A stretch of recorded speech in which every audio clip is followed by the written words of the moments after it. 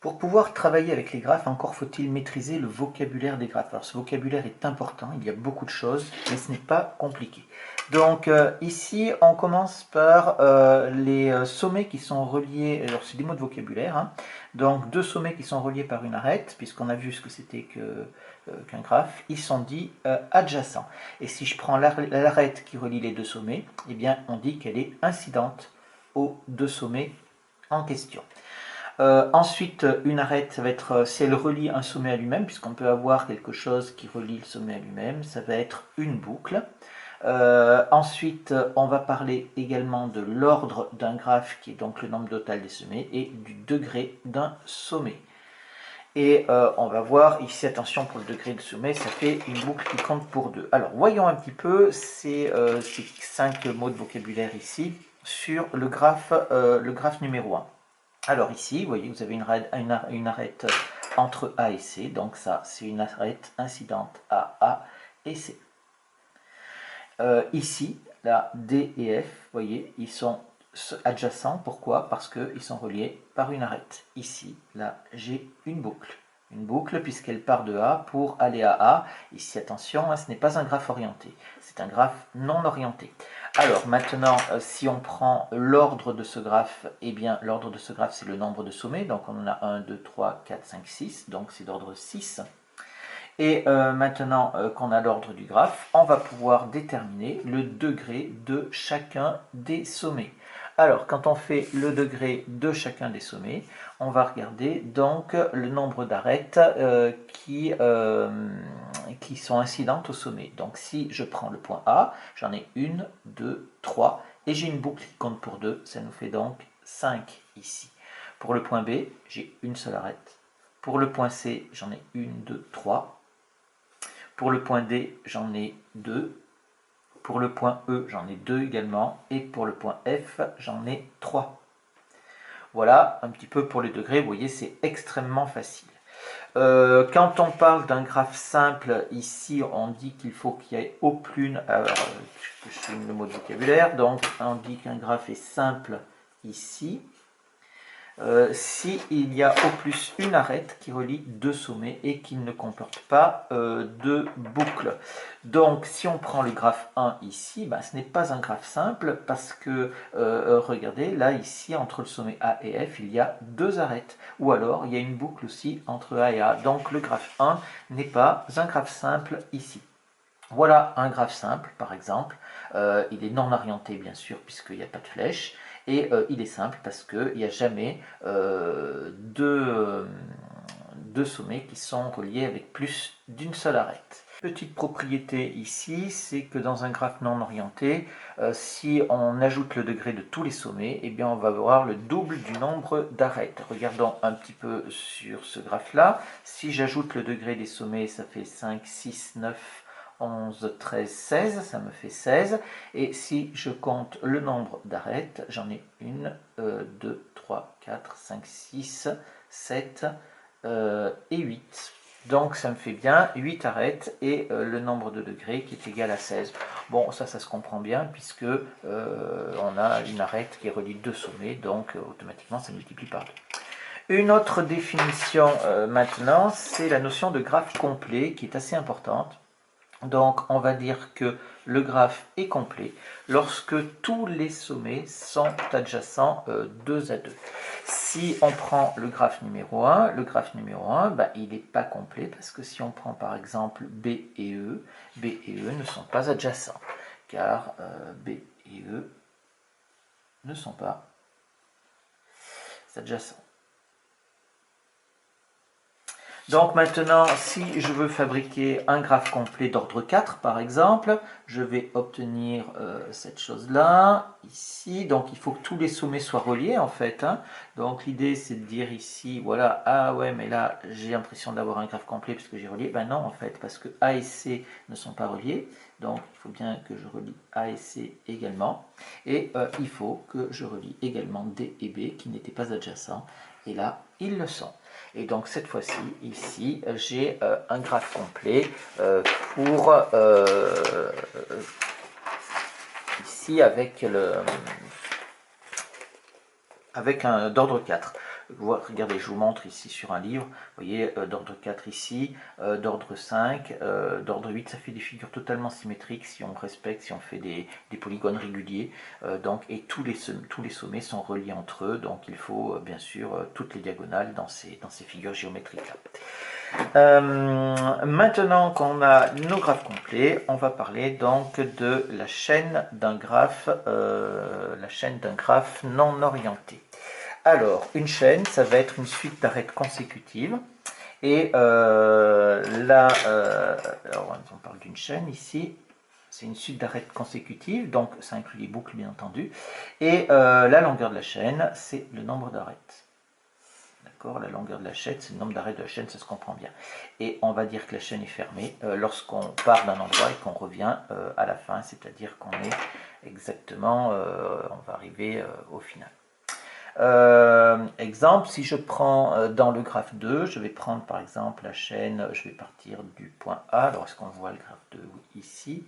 Donc je vais prendre dans ce graphe 2, attendez, où est-ce qu'il est le graphe 2?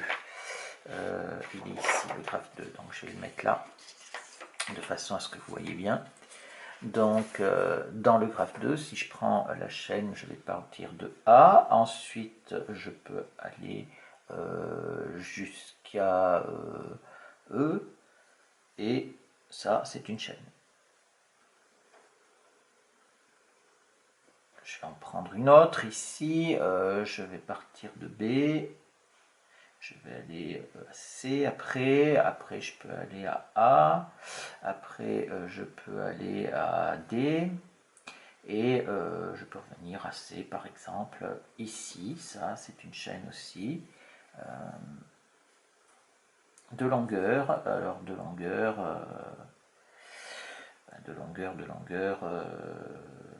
1, 2, 3, 4, puisqu'il y a 4 arêtes ici de longueur 1. Alors ça, la chaîne de longueur 1, ça n'a pas tellement d'intérêt, hein, vous comprenez bien. Et si je fais par exemple une chaîne A, C, D et A, ça c'est une chaîne fermée.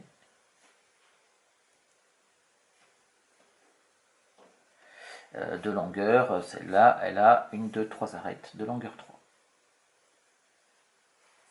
Donc voilà, c'est pas très compliqué, hein, c'est cette notion de chaîne, mais ça a une importance dans la suite.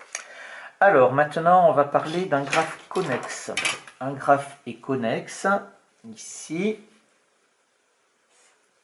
connexe, si on prend deux sommets distincts quelconques dans le graphe qui peuvent être reliés par une chaîne. Alors, si vous regardez ici les graphes 1, le graphe 1, eh bien, vous pouvez prendre n'importe quel point de ce graphe et vous pouvez toujours aller à un autre point du graphe en suivant des arêtes, bien entendu, ça pose pas de problème. Donc, ils sont tous reliés par des chaînes. Donc, ce graphe-là est connexe. Le graphe 2 également, si vous regardez, si on part de B par exemple et qu'on veut aller à E, bah, par exemple je peux faire B, C, A, E, etc. Si je veux partir de A pour aller à B, bah, je peux faire A, C, B, ou je peux faire aussi A, D, C, B, etc. Il n'y a pas de problème, celui-là il est connexe. Le graphe 3 également, celui-là, il est connexe sans aucune difficulté ici. Et si je prends un exemple de graphe non connexe, et bien en voilà un. Ici, il est non connexe parce que si vous prenez par exemple, si je veux aller du point E jusqu'au point D, et bien je ne peux pas parce que du point E, je peux aller au point F, mais après au point F, je suis coincé, je peux revenir qu'à E. Et donc ici, il est non connexe car par exemple E et D ne peuvent être liés. Ne peuvent être reliés par une chaîne.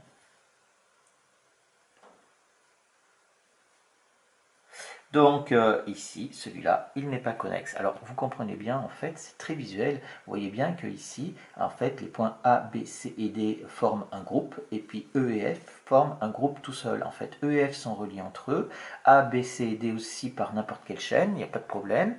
Et par contre, donc on peut parler de sous-graphes en fait. Hein. On a deux sous-graphes. Le premier sous-graphe qui est constitué des points A, B, C et D, et celui qui est constitué des points E et F. Alors, dans ces chaînes, il y a des chaînes particulières maintenant qu'on va définir. C'est le mathématicien Euler que vous connaissez, qui a travaillé sur ce qu'on appelle des chaînes eulériennes qui portent son nom. Et donc, c'est une chaîne qui contient chaque arête du graphe une seule fois. Et bien sûr, quand on parlera de cycle eulérien, c'est une chaîne qui va être fermée. C'est tout. C'est pas tellement compliqué. Hein. On parle de chaîne eulérienne ici et ici d'un cycle eulérien. Donc, ça correspond à quoi? Ben, vous savez, c'est les exercices, les jeux un petit peu qu'on fait en géométrie, où on veut dessiner un dessin, on veut faire un dessin sans lever le crayon et sans passer deux fois au même endroit. Donc voilà, c'est-à-dire qu'on veut faire une chaîne eulérienne. Alors, il y a un théorème d'Euler, il a beaucoup travaillé là-dessus et qui est admis, c'est que si on prend un graphe non orienté qui est connexe, attention, ça c'est important ici, hein, non orienté connexe, il admet une chaîne eulérienne. Pour qu'il admette une chaîne eulérienne, il faut que le nombre de sommets de degrés impairs vale 0 ou 2. Et ça a des conséquences importantes. C'est que ici, pour qu'il admette un cycle eulérien, c'est-à-dire qui part d'un endroit et qui revient exactement au même endroit puisque c'est une chaîne fermée, il faut déjà que tous les sommets soient de degrés pairs. Et si le graphe connexe a deux sommets de degrés impairs, alors c'est les extrémités de la chaîne eulérienne. Ça va nous permettre de savoir comment répondre au problème du dessin. Et s'il y a plus de deux sommets qui sont de degrés impairs, alors il n'y a pas de chaîne eulérienne. Alors, on va faire un exemple histoire d'illustrer ça. Et on voudrait donc dessiner une enveloppe postale sans lever le crayon et sans passer deux fois par le même trait. Donc on regarde. Ici, j'ai mentionné les points qu'on a pour dessiner l'enveloppe. Et en fait, ça constitue un graphe. Et ici, on a un graphe qui est connexe, bien entendu, puisque tous les points sont reliés. Donc ici, on a un graphe connexe, un graphe non orienté connexe. Maintenant, si je regarde les degrés des points, on est bien d'accord que le point D et le point C, ils ont pour degré 2, le point E et le point F également, ils ont pour degré 2 puisqu'il y a deux arêtes qui partent. Par contre, le point A et le point B, on a les points A et B ont pour degré 3.